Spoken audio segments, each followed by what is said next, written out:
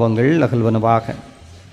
இயேசுவில் நல்லவர்களே, ஆண்டவருடைய அன்பு நிறைந்த குழந்தைகளே, அன்னை மரியாள் எலிசபெத் அம்மாளை சந்தித்தாள் என்கின்ற விழா இன்று உலகம் முழுவதும் கொண்டாடப்படுகிறது. இந்த அன்னை மரியாள் எலிசபெத்தின் சந்திப்பு இரண்டு நாட்டு தலைவர்களின் சந்திப்பை போலவோ அல்லது மிகப்பெரிய இரண்டு பிஸ்னஸ் மேன் என்று சொல்லப்படுகிறவர்களுடைய ஒரு சந்திப்பை போலவோ அல்லது வேறு சாதனை செய்துவிட்டு சந்திக்கிறவர்களுடைய சந்திப்பை போலவோ நீங்கள் இன்றைய காலத்தில் நடப்பது போல யோசித்து பார்க்கலாம். அதனால் குறையொன்றுமில்லை. ஏனெனில் ஏதோ இந்த அன்னை மரியாளும் ஒரு சாதனை பெண்மணிதான், இந்த எலிசபெத்தும் ஒரு சாதனை பெண்மணிதான். அன்னை மரியாள் வாழ்வை ஆரம்பிக்கின்ற ஒரு சாதனை பெண்மணி, எலிசபெத் அம்மாளோ வாழ்வை நிறைவு செய்கின்ற ஒரு சாதனை பெண்மணி. எப்படி? இதோ இந்த எலிசபெத்து தன்னுடைய வாழ்நாளிலே ஆண்டவருக்காக அர்ப்பணித்த குடும்பத்தை சார்ந்தவர். அவரின் கணவர் சக்கரியா ஆண்டவரின் திருப்பீடத்தில் தூபம் ஏற்றுகிறவர். ஆனால் அவர்களுக்கு குழந்தை இல்லை. இந்த காலகட்டத்தை போல குழந்தை இல்லை என்றால் தத்தெடுத்து கொள்ளலாம், அல்லது குழந்தை இல்லை என்றால் அதை பற்றி நாம் பெரிதாக அலட்டி கொள்ளவும் வேண்டாம். ஏனெனில் இந்த சமூகம் இந்த காலகட்டத்திலே குழந்தையின்மை என்பதை ஒரு குறையாக பார்ப்பதில்லை. ஆனால் யூத சமூகம் ஒரு காட்டுமிராண்டி சமூகம் என்று சொல்லுகிறார்கள். ஏனெனில் அவர்கள் அவ்வளவு அறிவை முன்னிலைப்படுத்தியவர்கள் அல்ல. ஒரு மூடர் கூட்டம், யாரை வேண்டுமானாலும் கல்லெறிந்து கொள்ளலாம் என்கின்ற அளவிற்கு ஒரு இமோஷனல் கூட்டம்.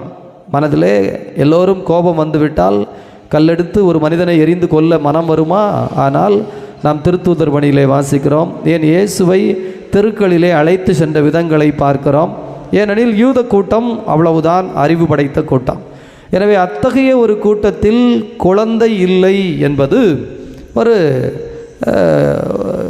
எதிர்மறையாய், அவமானமாய் அல்லது அசிங்கமாய் அல்லது ஆண்டவர் அவர்களை ஆசீர்வதிக்கவில்லை என்பது போலெல்லாம் ஒரு இழிநிலை பேசுகிற ஒரு மனநிலை பாதிக்கப்பட்ட ஒரு கூட்டம் யூத கூட்டம். எனவே ஆண்டவருடைய அன்பு பிள்ளைகளே, அப்படி மனநிலை பாதிக்கப்பட்ட ஒரு யூத கூட்டத்தில் ஆண்டவருக்கு ஊழியம் செய்கிற அந்த புனிதத்தின் புனிதம் என்று சொல்லப்படுகிற இடத்திற்குள் இந்த குரு மட்டும்தான் போக முடியும். அப்படிப்பட்ட ஒரு பணியை இந்த சக்கரியா செய்கிறார். யோசித்து பாருங்கள். அவர்களை சந்திப்பவர்கள் அவர்களை என்ன சொல்வார்கள், பின்னால் என்ன பேசுவார்கள்? பிரியமானவர்களே, மனிதர்களுடைய இந்த நாக்கு என்பது நரம்பில்லாத நாக்கு என்று சும்மா சொல்லவில்லை. ஏனெனில் அது எப்படி வேண்டுமானாலும் பேசும், முன்னால் ஒன்று பின்னால் ஒன்று, அல்லது அதிகம் பேச பேச ஆபத்தை வருவிக்கிற, புரணி பேசுகிற அல்லது தேவையற்ற வார்த்தைகளை பேசுகிற. எனவே இந்த சக்கரியாவிற்கு இந்த வேலையை விட்டுவிடலாம் அல்லது வெளியிலே போக வேண்டாம் என்று தலைமறைவு வாழ்க்கை வாழ முடியாது. ஏனெனில் அவர் எடுத்திருக்கிற பணியை பொறுத்து. அப்படி என்றால் அவர்களுடைய உள்ளம், இந்த சக்கரியா எலிசபெத்தினுடைய உள்ளத்தை யோசித்து பாருங்கள். ஒவ்வொரு நாளும் அழுகையும் வேதனையும் புலம்பலும். ஆனால் அவர்கள் நம்பிக்கையை விடவில்லை, ஆண்டவர் மீது கொண்ட பற்றை விட்டுவிடவில்லை. எப்படி இந்த ஆபிரகாம் 100 வயதில்தான் ஒரு குழந்தையை பெற்றுக்கொண்டாரோ அதுபோல பிரியமானவர்களே, இங்கே இந்த குழந்தை என்பது முக்கியமில்லை. மாறாக அங்கே இருந்த அந்த அவச்சொல், அங்கே இருந்த அந்த யூதர்கள் மத்தியிலே பேசப்பட்ட எதிர்மறையான வார்த்தைகள். எனவே தான் இந்த நற்செய்தி பகுதியிலே அன்னை மரியாளும் எலிசபெத்தும் சந்திக்கிற பொழுது அந்த அவச்சொல் அல்லது எதிர்மறையான நெகட்டிவ் வார்த்தைகள் என்பதெல்லாம் இல்லை. அது சாத்தானுக்குரிய உள்ளம் படைத்தவர்களும் சாத்தானால் நிரப்பப்பட்டிருக்கிற, இருட்டால் நிரப்பப்பட்டிருக்கிற மனிதர்களும் அப்படி பேசிக்கொள்வார்கள். ஆனால் ஆண்டவரை நம்புகிற, ஆண்டவரின் கரம் பிடித்திருக்கிற குழந்தைகள் எப்படி பேசுவார்கள்? பிரியமானவர்களே, எனவேதான் இந்த சந்திப்பு மிக முக்கியமான சந்திப்பு. அப்படி வாழ்க்கையிலே இப்போ நல்லா யோசித்து பாருங்களேன், எலிசபெத் அம்மாளுக்கு வயதாகி விட்டது, மரண வயது ஒரு 80-90 வயது நெருங்கி விட்டது. இப்போது இந்த அம்மா குழந்தையை பெற்றெடுப்பதற்காக வயிற்றிலே கருத்தாங்கி இருக்கிறார். யூத மக்கள், நான் ஏற்கனவே சொல்லிவிட்டேன் எப்படி மனம் படைத்தவர்கள் என்று. அப்படிப்பட்ட ஒரு கூட்டம் இதை எப்படி பேசும்? ஆண்டவர் இதோ எலிசபெத்தை ஆசீர்வதித்தார், இதோ இத்தனை ஆண்டுகள் கழித்து இந்த சக்கரியாவிற்கு நல்ல வேளை கடவுள் ஒரு குழந்தை கொடுத்தார் என்று சொல்லுமா?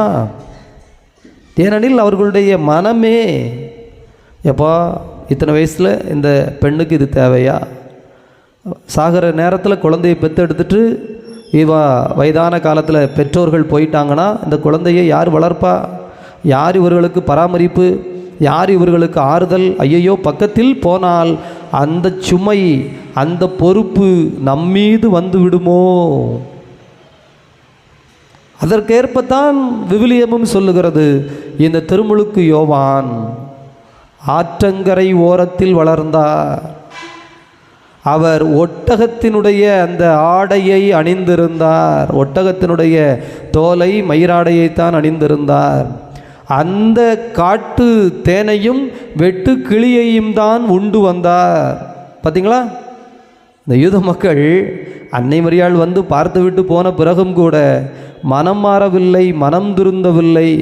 அவர்கள் அப்படித்தான், என்ன நடந்தாலும் குறைவாய் பேசுகிற, இழித்து பேசுகிற ஒரு கூட்டம்தான்.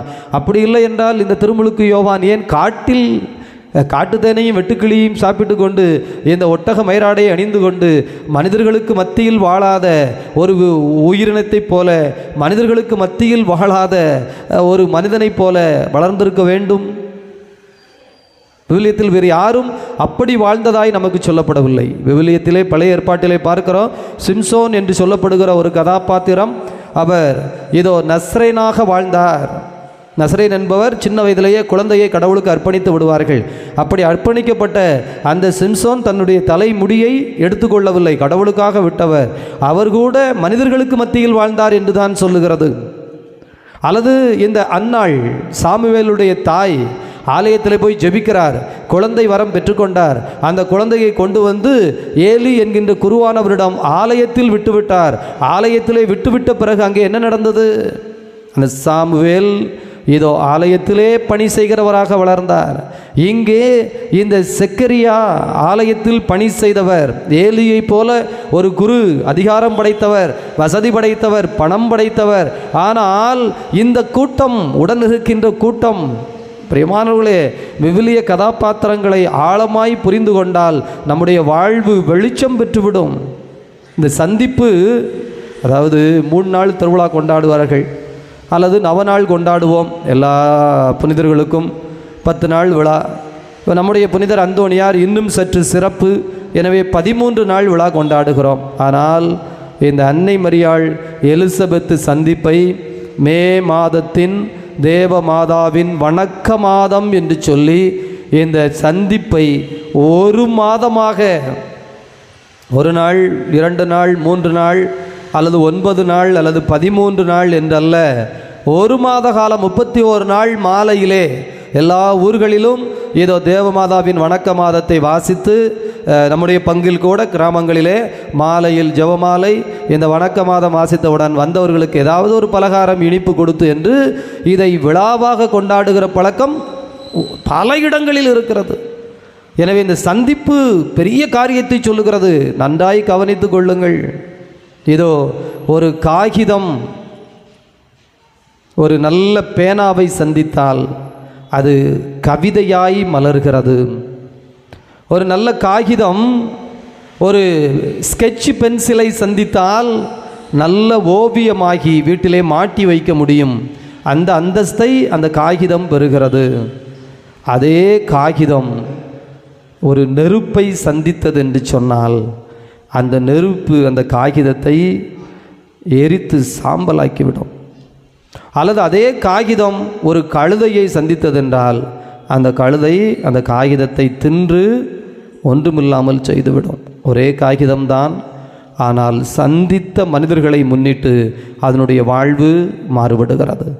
இங்கே இந்த எலிசபெத்து இவ்வளவு துன்பத்தையும் இந்த செக்கரியா இவ்வளவு போராட்டங்களையும் தாண்டி இதோ ஆண்டவரை சந்தித்து ஒரு குழந்தையை பெற்றிருக்கிறார்கள். இதை புரிந்து கொண்ட உள்ளம் அன்னை மரியாளின் உள்ளம். ஏதோ விரைந்து சென்று, அன்னை மரியாள் ஏன் விரைந்து போகணும்? 2 காரியத்துக்கு தான் வேகமாக போவோம். ஒன்று, நமக்கு தெரிந்தவர்களுக்கு ஒரு ஆபத்து, ஒரு பிரச்சனை, உதவி தேவை, ஓடோடி போவோம். அல்லது நமக்கு ஒரு பிரச்சனை, ஆபத்து, அதனால் ஓடி ஒளிவோம். இந்த விரைந்து செல்லுதல் 2 காரணங்களால் நடக்கலாம். இங்கே அன்னை மரியாளுக்கோ வாழ்வை ஆரம்பிக்கின்றார். அவருக்கு எந்த விதமான ஆபத்தும் இல்லை, ஆசீர்வாதம்தான். இளம் வயது, இதோ கர்ப்பம் தரித்திருக்கிறார். ஆண்டவர் அவரை ஆசீர்வதித்திருக்கிறார். வானதூதரை சந்தித்திருக்கிறார். பிறக்க போகிற குழந்தை அரச குழந்தை என்று ஏதோ கொடுக்கப்பட்டதெல்லாம் நல்ல வாக்குத்தான். அன்னை மரியாள் இப்படி தீய வார்த்தைகளை அல்லது சுற்றிலும் இருக்கிற மனிதர்கள் பேசுகிற புறஞ்சொற்களை அல்லது அவமான சொற்களை அல்லது எதிர்மறை சொற்களை இன்னும் கேட்கவில்லை. அது பின்னால் இயேசு கிறிஸ்துவை பார்க்கிற பொழுது, இதோ இவனுடைய தாய் எப்படிப்பட்டவள், இவனோ இதோ பெருந்தீனிக்காரனாக இருக்கிறான், குடிகாரனாக இருக்கிறான், பாவிகளின் நண்பனாக இருக்கிறான். சிலுவையை சுமந்து கொண்டு போகிற பொழுது சொல்லுவார்கள், இதோ இந்த சிலுவையை சுமக்கின்ற இயேசு என்கின்ற இதோ இந்த குற்றவாளியை பெற்றெடுத்த இந்த தாய் இவள்தான் என்று. அது என்ன பெரிய சந்தோஷமா? ஆனால் அந்த அவச்சொல்களை அல்லது அந்த அவமானத்தின் வார்த்தைகளை எல்லாம் இப்போது அன்னை மரியாள் கேட்கிறவே இல்லை. ஆனால் எலிசபெத்தை ஓடோடி சென்று சந்தித்தது எதற்காக? தன்னுடைய தேவைக்காக அல்ல. இந்த எலிசபெத் அம்மாளை போய் சந்தித்து பார்த்து பேசி, தைரியமாயிரு, நீ கடவுளால் ஆசீர்வதிக்கப்பட்டிருக்கிறாய். எனவேதான் அன்னை மரியாள் எலிசபெத்தை போய் சந்தித்தவுடன் எலிசபெத்தை வாழ்த்தினார். அந்த வாக்கு முக்கியம். அன்பு குழந்தைகளே, நல்ல வார்த்தைகளைத்தான் பேச வேண்டும். இயேசுவின் வாக்கு ஃபுல்லாக பாருங்கள். நம்பிக்கையோடு உனக்கு ஒன்றும் ஆகாது. ஒருத்தன் சொல்கிறான், என் பிள்ளைக்கு 12 வயசு, செத்து போச்சுன்னு சொன்ன பிறகும் இயேசு வாயிலிருந்து வர்ற வார்த்தை ஒரே வார்த்தை தான், கலங்காதே, நம்பிக்கையோடு உன் பிள்ளை உயிர்த்தெழும். இந்த வார்த்தையை யாரால் சொல்ல முடியும்? அன்னை மரியாளின் இந்த நம்பிக்கை வார்த்தைகளைத்தான் இயேசு விவிலியம் முழுவதும் சொல்லிக்கொண்டே வருகிறார். ஐயா 38 வருஷமாக படுத்தாயா கிடக்கேன், ஏதோ முடக்குவாதம், எந்திரிச்சு போய் அந்த குளத்தில் காலை வச்சா குடமாயிருவேன். இயேசு சொல்லுகிறார், அஞ்சாதே, தைரியமாயிரு, நம்பிக்கையோடு. 38 வருஷத்தை பற்றி கவலைப்படாத. யோசித்து பாருங்களேன், 38 வருஷம் படுத்திருந்தவன் செத்த பிறகு, அதாவது பரவாயில்ல, இன்னும் அடக்கம் பண்ணலை, அந்த குழந்தை செத்து போச்சு, போய் உயிர் கொடுத்தார். கல்லறையில் வச்சு 4 நாள் ஆயிடுச்சு. பிரியமானவர்களே, யூடியூப்பில் முடிந்தா அன்கான்சியஸ் மைண்ட் பவர் அப்படின்னு நீங்கள் வேணால் கொஞ்சம் கேட்டு பாருங்கள். இன்றைக்கு விஞ்ஞானமும் இதை அழுத்தி அழுத்தி சொல்லுகிறது. நீ எதை நம்புகிறாயோ அது உனக்கு நடக்கும். அதைத்தான் இயேசு சொன்னார். இந்த மலையை பார்த்து பெயர்ந்து போய் கடலில் விழுன்னு சொன்னால் எப்படிப்பட்ட உள்ளத்தோடு? சந்தேகமில்லாத நீ முழுவதும் நம்பி இந்த மலையை பார்த்து போய் கடலில் விழுன்னா அது விழுந்துரும். அதனால தான் சொல்கிறாரு, செத்தவனை பார்த்து, லாசரே வெளியே வா, வந்துடுவான். பிரியமானவர்களே, அதெல்லாம் சாதாரண காரியங்கள் அல்ல. இந்த அன்னை மரியாள் ஓடோடி போய் எலிசபெத்தை பார்த்து சொல்லுகிற வாக்கே, ஏம்மா உன்னை எல்லாரும் காயப்படுத்தி கஷ்டப்படுத்திட்டாங்களா, நீ கவலைப்படாத, நீ பெற்றெடுக்கிற குழந்தை பெரிய குழந்தையாக வரும். இந்த வயதில் ஆண்டவர் உன்னை தேர்ந்தெடுத்திருக்கிறார் என்றால், உனக்கு இத்தனை ஆண்டுகள் இந்த துன்பங்களை துயரங்களை கொடுத்து சோதனையை வேதனையை கொடுத்து உனக்கு இந்த காலத்தில் ஒரு காரியம் செய்திருக்கிறார் என்றால், உலகத்திலே நீ அபிரகாமை நினைத்துக்கொள், பழைய ஏற்பாட்டு அன்னாவை நினைத்துக்கொள். எல்லோருக்கும் ஆசீர்வதித்த கடவுள் உன்னை நல்ல வார்த்தையாக பேசுவதற்கு 3 மாதம் தேவைப்பட்டது. ஒரு நாளில் எலிசபெத்து மனம் மாறிடுவாங்களா?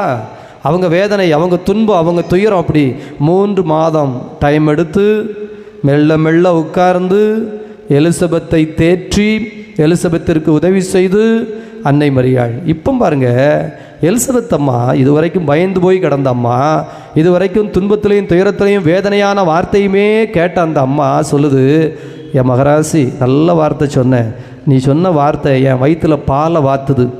இதுவரைக்கும் எல்லாரும் எனக்குள்ள இதோ எதிர்மறையே பேசினாங்க, கெட்டதா சொன்னாங்க, பயமுறுத்தி கர்ப்பம் கலைஞ்சிருமோங்கிற அளவுக்கு என்னை காயப்படுத்தினாங்க.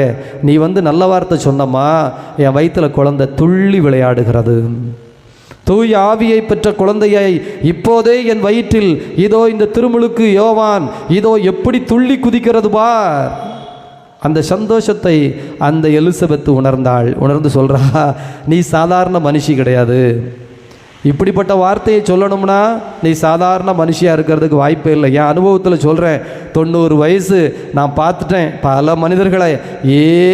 அப்பா, ஆனால் நீ ஒவ்வொரு வாக்கும் சொன்னீங்க, நீ கடவுளின் தாய், நீ கடவுளை விட நீ தெய்வம்லாம் இல்லை, தெய்வத்தை பெற்றெடுக்கிற தெய்வம், நீ கடவுளின் தாய். எனவே தான் ஜெபமாலை பவர்ஃபுல்னு நம்ம சொல்லுவோம். ஏனெனில் அந்த ஜெபமாலையிலே இந்த புகழை, இந்த எண்ணத்தை, இந்த தைரியத்தை, இந்த நம்பிக்கையை நாம் சொல்லுகிறோம். அன்னை மரியாள் அந்த வாழ்த்தை, எலிசபெத்தின் வாழ்த்தை கேட்டவுடன் ஒரு பாடல் பாடுறாங்க பாருங்க. அதுதான் எலிசபெத்துக்கு அந்த அம்மா 3 மாதமாக உட்கார்ந்து சொன்னது. தாழ்நிலையில் இருக்கிற எல்லோரையும் ஆண்டவர் கரம் பிடித்து உயர்த்துகிறார். நாம் அடிமையாய் நிற்கிற பொழுது கடைக்கண் நோக்குகிறார். நம்மை உயர்த்துகிறார், நம்மை பாதுகாக்கிறார், நம்மை பராமரிக்கிறார், நம்மை கரம் பிடிக்கிறார். பிரியமானவர்களே, எனவே தயவுசெய்து இந்த நாளிலே இந்த அன்னை மரியாளின் திருப்பாடலை மீண்டும் ஒரு முறை வாசியுங்கள். ஆண்டவர் உங்களுக்கு சொல்லுகிற வாக்காக மனப்பாடமாக வைத்து கொள்ளுங்கள். அது உங்களின் துன்ப நேரத்தில், துயர நேரத்தில், சோதனை நேரத்தில், மனச்சோர்வு வருகிற பொழுது, குழப்பம் வருகிற பொழுது மிகப்பெரிய விடுதலையின் பாடலாக இருக்கும். அன்னையே உச்சரித்த வார்த்தைகள் நமக்கும் அது ஆசிரை நிறைவாய் தருவதாக. ஆமேன்.